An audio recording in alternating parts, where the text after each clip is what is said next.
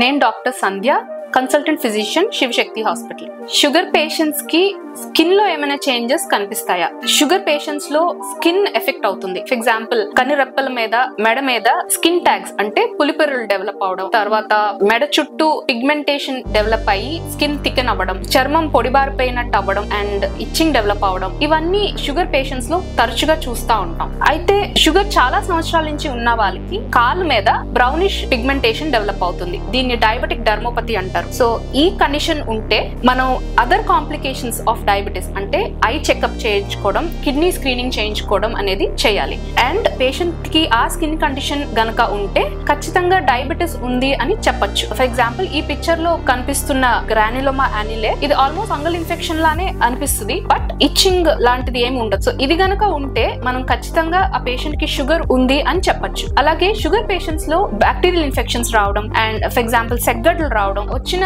Infection కూడా recurrent గా రావడం అనేది జరుగుతుంది. సర్పీ లాంటి వైరల్ ఇన్ఫెక్షన్స్ రావడం, ఇలా క్యాండిడియాసిస్ ఇలాంటి ఫంగల్ ఇన్ఫెక్షన్స్ రావడం కూడా చాలా కామన్. వచ్చిన ఇన్ఫెక్షన్ కూడా చాలా ఫాస్ట్ గా స్ప్రెడ్ అవడం అండ్ రికరెంట్ గా రావడం అనేది జరుగుతుంది. సో ఇలాంటి స్కిన్ మానిఫెస్టేషన్స్ ఉన్నప్పుడు మన షుగర్ లేని వాళ్ళు షుగర్ టెస్ట్ చేసుకోవడం, ఆల్రెడీ షుగర్ ఉన్న వాళ్ళు షుగర్ కంట్రోల్లో ఉందో లేదో చెక్ చేసుకోవడం ఇంపార్టెంట్.